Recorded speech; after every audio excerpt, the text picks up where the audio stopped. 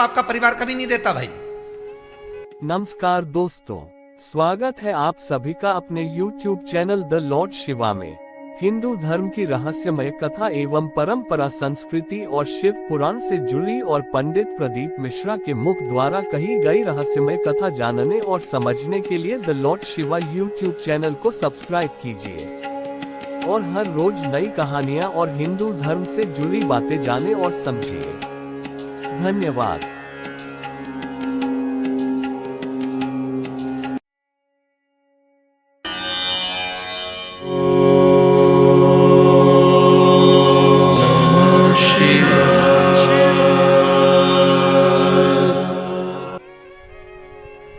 दुख आपको आपका परिवार कभी नहीं देता भाई।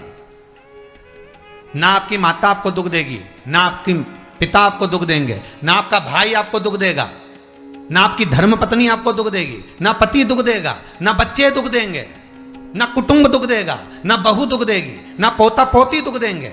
आप में से कितने लोग हैं जो टीवी पर कथा सुन रहे हैं और उनका परिवार उनको दुख दे रहा है? कितने लोग हैं ऐसे?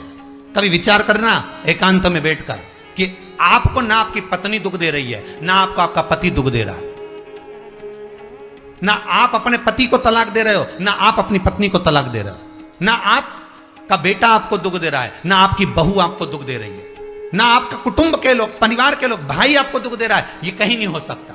भाई भी आपको दुख नहीं दे रहा, ना आपके परिवार वाले, ना नातेदार, ना रिश्तेदार, ना मित्र, ना सखा, ना दोस्त, कोई आपको दुख नहीं देता। ये शिव महापुराण की कथा कहती है हमको लगता है कि हमारे परिवार वाले दुख दे रहे हैं, हमको लगता है हमारी बहू हमें दुख दे रही है, हमें लगता है हमारी सास हमें दुख दे रही है, हमें लगता है हमारा पति हमको दुख दे रहा है, हमें लगता है हमारे कुटुंब वाले हमको दुख दे रहे हैं। पर शिव महापुराण की विद्येश्वर संहिता कहती है ये कोई आपको दुख नहीं देते। दुख आपका पूर्व का कर्म आपको देता है। ये जितने भी मिले हैं ना आपको, रिश्तेदार, नातेदार, कुटुंब, भाई, बंधु, सखा, पत्नी, पति, पोता, पोती, ये जितने लुटेरे मिले हैं, ये जितने अपशब्द कहने वाले मिले हैं, ये जितना ताने देने वाले मिले हैं, ये जितना गाली देने वाले मिले हैं, ये जितना उंगली उठाने वाले मिले हैं, ये कोई दूसरे नहीं, तुम्हारे पूर्व कर्म के कोई ना कोई पुराने ही होंगे जो तुम्हारे साथ जुड़कर तुम्हारे टांग खींचने के लिए सामने खड़े हुए हैं। ये कोई तुम्हारे होंगे।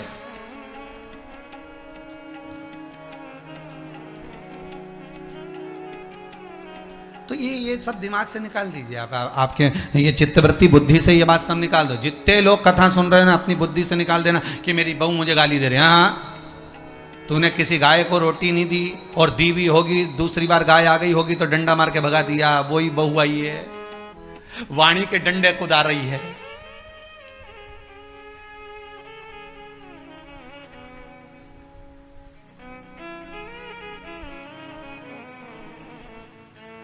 कोई बेटा अगर नहीं सेवा कर रहा, कोई बेटा नहीं पूछ रहा, समझ लेना पूर्व में हमारे बुजुर्ग, कोई दादाजी होगा, कोई दादी जी हो गई, कोई ससुर जी होगा, कोई जेठ जी होगा, हो सकता है किसी की हमने सेवा नहीं करी हो और वही बेटा बनकर आया, आज हमारी सेवा नहीं कर रहा। मत बुरे कर्म कर बंदे वरना पछताएगा, भगवान की आंखों से तू बच नहीं पाएगा, तू बच नहीं पाएगा। अरे ओ अज्ञानी मत करना दानी। बचना नहीं है, बहुत ये हमें लगता है गुरुजी मेरी बहू बहुत परेशान करे, गुरुजी मेरी सास बहुत परेशान करे, मेरा भाई मेरी प्रॉपर्टी खा गया, मेरा भाई ये लेकर चले गया, मेरे ससुराल वाले ऐसे, मेरे रिश्तेदार ऐसे, मेरे कुटुंबी ऐसे, मेरे कबीले वाले ऐसे, मेरे ये ऐसे। तो हमको लगता है कि ये अपने ऐसे।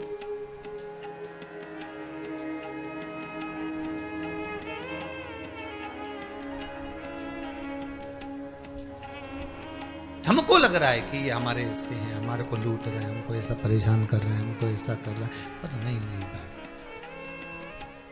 शिव महापुराण की कथा कहती है कोई हमको कष्ट नहीं देता। एक बार पहले भी कथा में कहा, आज फिर कह रहे हैं आपको महाराज, फिर कह रहे हैं, आज फिर कह रहे हैं।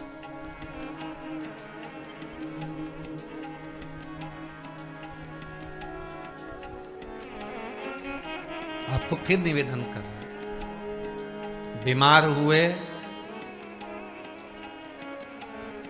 देवास में, बीमार हुए भोपाल में, बीमार हुए सीहोर में, बीमार हुए कहीं, डॉक्टर को दिखाने जा रहे हैं इंदौर, डॉक्टर को दिखाने जा रहे हैं भोपाल, डॉक्टर को दिखाने जा रहे हैं देवास, मुंबई, पूना, जहाँ तहाँ हम डॉक्टर को दिखाने के लिए जा रहे हैं। वहाँ हॉस्पिटल में हमने सुई लगवाई, इंजेक्शन लगवाया, वहीं से कहीं कुछ चीरा फाड़ी कर दी, ऑपरेशन कर दिया। जरा विचार करना, कभी एकांत में बैठ कर कि रहते यहाँ थे, दवाई लेने पहुँचे वहाँ, इंजेक्शन वहाँ लगवाया, बताओ ऑपरेशन वहाँ करवाया। तो इतने सारे हॉस्पिटल, कहीं ना किसी ने कहा सूरत भी जा सकते हो, किसी ने कहा अहमदाबाद चले जाओ, किसी ने कहा वहाँ चले जाओ, कोई कहे पूना चले जाओ, कोई कहे मुंबई चले जाओ, कोई कहे इंदौर चले जाओ, कोई कहे भोपाल चले जाओ। पर रहने वाला कहाँ का और जाकर ऑपरेशन करवा रहा है कहाँ पर? विचार करिएगा। रहने वाला कहाँ का और इंजेक्शन लगवा रहा है कहाँ जाकर? जरा विचार करिएगा।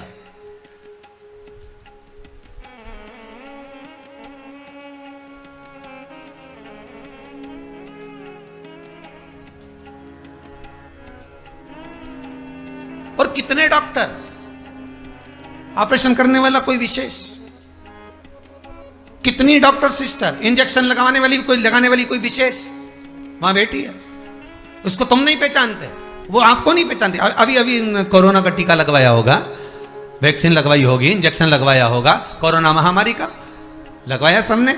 अब लगवाया तो उसमें आपके मन में विचार तो आया कि ना तो हम इस सिस्टर को पहचानते, ना हम इस डॉक्टर को पहचानते, गए और सुई लगवा के आ गए। पर उसने हमको कष्ट तो दिया, भले वो थोड़ा सा चुभाया पर कष्ट तो मिला। पर विचार करा कि ये क्यों मिली, कारण क्या था, इसी ने क्यों चुभाया। हो सकता है पूर्व में तुमने भी इसको कोई कष्ट दिया होगा, हिसाब बराबर करने के लिए यहां लाके छोड़ दिया। वो दुनिया के लोगों ने कहा है ना कि ये कोरोना महामारी को उपजने वाला, वो चीन के ऊपर लोगों ने कहा कि उन्होंने इस कोरोना महामारी को प्रकट कर, अब उनने तो कर दिया, उनने तो संसार में विनाश का कारण बना दिया। पर फिर प्रकृति ने क्या करा आज की स्थिति में? प्रकृति क्या कर रही है फिर? वो भी अंदाजा लगा। कहीं मालूम पड़े मिट्टी हवा में उड़ रही है, ऐसी उड़ रही है गीली कि सब गाड़ी ने बंगला सबके धो दिया उसने। फिर बचा कुचा था, पानी की बाढ़ आ गई। अगर हम दूसरे को कष्ट दे रहे हैं, हम दूसरे पर उंगली उठा रहे हैं, हमने एक उंगली अगर किसी पर उठा दी, हमने उंगली उठाकर कह दिया वो ऐसा है, उसने ऐसा करा, उसने वैसा करा, हमने एक उंगली उठा दी, भले तुम विद्वान हो, भले तुम्हारे में विद्वत्ता है, पर हम किसी पर अगर एक उंगली उठा रहे हैं तो ये 3 उंगलियां हमारे भीतर जा रही है कि अपने अंदर झांक कर देखो कि आप कैसे हो। अपने भीतर झांक कर देखिए कि आप में क्या तत्वता है। जो हम दूसरे में कुछ खोट देख रहे हैं तो हम में कितना खोट भरा होगा, हम में कितना कपट भरा होगा, तभी तो सामने वाला कपटी नजर आ रहा है। जैसा चश्मा लगाओगे सामने वाला व्यक्ति वैसा ही तो दिखेगा। लाल कलर का लगाओगे तो लाल दिखेगा, काला लगाओगे तो काला दिखेगा, पीला लगाओगे तो पीला दिखेगा। नेत्रों में जो काम, अगर अहंकार है तो अहंकारी दिखेगा, लोभ है तो लोभी दिखेगा, वासनावान है तो वासनावान दिखेगा, तृष्णावान है तृष्णावान दिखेगा, चोर है चोर दिखेगा, कपटी है कपटी दिखेगा, बेईमान है बेईमान दिखेगा, अज्ञानी है अज्ञानी दिखेगा। आपकी दृष्टि जैसी होगी सामने वाली की सृष्टि वैसी ही नजर आएगी, सामने वाला व्यक्ति आपको वैसा ही दिखेगा। आपका चित्त अच्छा है, आपका मन अच्छा है, आपके दिल अच्छा है, आपके भाव अच्छे हैं, सामने वाला भी वैसा ही नजर आएगा। भगवान कृष्ण ने भेजा था दुर्योधन को अच्छा ढूंढने के लिए, एक अच्छा नहीं मिला। युधिष्ठिर को भेजा था पूरी पृथ्वी पर से कोई बुरा व्यक्ति ढूंढ कर लाओ, युधिष्ठिर को बुरा नहीं मिला, क्योंकि उसकी युधिष्ठिर की बुद्धि में, चित्त में ये भरा था, उनकी वृत्ति में ये भरा हुआ था कि बुरा कोई है ही नहीं, संसार में कुछ ना कुछ अच्छाई दिखी जाएगी। बुरा जो देखन में चला, बुरा न मिलिया कोई। हम देख रहे हैं, हम चित्तवृत्ति से, हम विचार।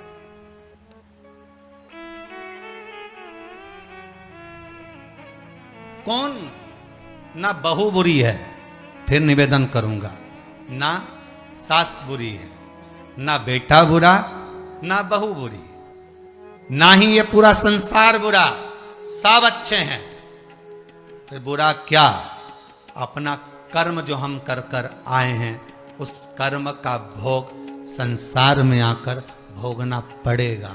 एक रोटी भी हमको खाने को मिल रही है तो हमारे पूर्व के किए हुए कर्म के अनुसार मिल रही है।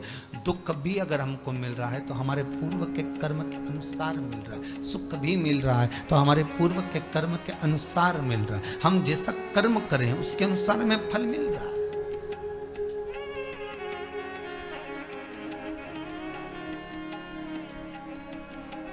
इसलिए बारंबार कहा था कि मान मेरा कहना नहीं तो पछताएगा, माटी का खिलौना माटी में मिल जाएगा।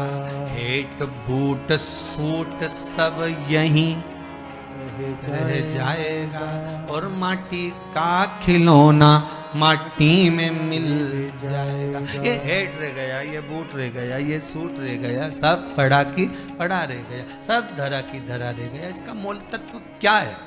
इसकी महत्वता क्या है?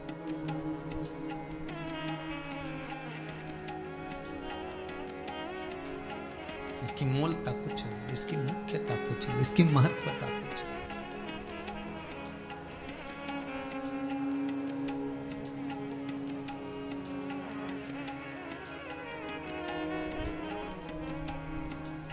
किले भोले का नाम, भगवान शिव का मंत्र नाम स्मरण जप कीर्तन सुख दे।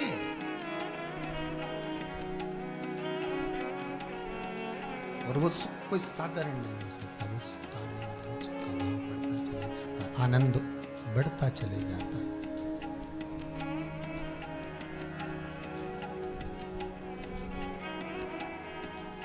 ले भोले का नाम काहे यूं भटके, मिलता है आराम काहे यूं भटके। इस शिव का नाम लेकर हम जब शंकर का नाम लेकर जब अग्रण्य हो जाएं, प्रेशर खोलिए महाराज, प्रेशर खोलिए। हम शिव का नाम लेकर जब अग्रण्य बढ़े, आगे बढ़े, शंकर का नाम लेकर जब अग्रण्यता के भाव की ओर बढ़े, तो जीवन का सुख क्यों ना मिलेगा? वो जीवन का आनंद क्यों ना मिलेगा? महाराज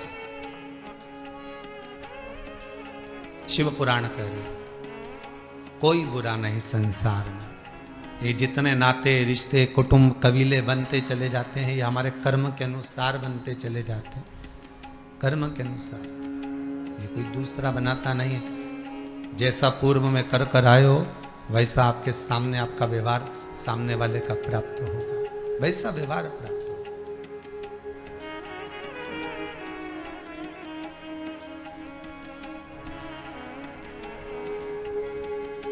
शिव पुराण कह रही है, शंकर की कथा कह रही है, शंकर का अनुमोदन कर रहा है। महाराज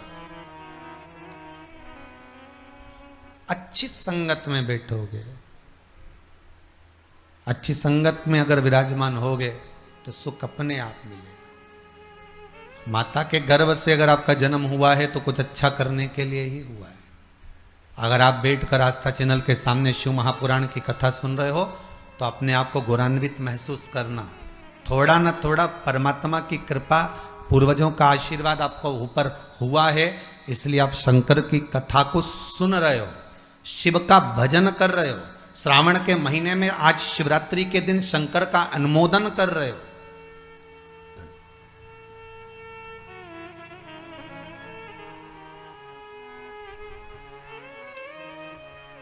घर में 4 बहुएं होती हैं, 5 बहू होती है, 6 बहू होती है। सास 6 बहू को बोलती है कि जाओ पानी लेकर आओ, अरे बोलो जम के जरा, नहीं बोलती ना। सास किसी एक का नाम लेगी, ए बेटा, ए लाली, एक बहू का नाम लेगी और उसको पुकारेगी और पुकार कर कहेगी जरा मेरे लिए एक गिलास पानी ला दे बेटा। बहू जाएगी, पानी ला कर देगी। अब सास ने वो 3 को क्यों नहीं बुलाया रे? अरे बोलो तो जम क्या, वो 3 से क्या सास की दुश्मनी थी? नहीं, वो भी रोज मिलती, वो भी रोज प्रणाम करती है, वो भी रोज नमन करती है। वो भी रोज ना रोज सास के पास जाकर बैठती हैं, वो भी सास उनको भी साड़ी देती है और सास उसको भी साड़ी देती है, सास उसको भी रकम देती है, उनको भी। पर एक को बुलाया आवाज लगाकर, ए बेटा, ए लाली, ए बहू, जरा इधर आ, और जिसका नाम लेकर बुलाया वो दौड़ कर आई और लाकर पानी दे दिया। पर सास इसी को क्यों बुलाती है? चार बहू में से इसी बस बहू को आवाज क्यों लगाती है? बस उतना तुम अंदाजा लगा कर रखो कि सास इसी को ज्यादा क्यों बुलाती है, इसी से बात क्यों ज्यादा करती है। ना तो उसने कुछ दिया, ना इसने कुछ दिया, ना कोई बात। पर कुछ बहू में, चार बहुओं में, चार बेटे में कोई एक ऐसा होता है जिससे सास की अच्छी पटती है। उसी तरह भोलेनाथ भी परिवार में उसको देख लेता है जिससे शिव की अच्छी पटती है, उसी को बिठाता है कथा में।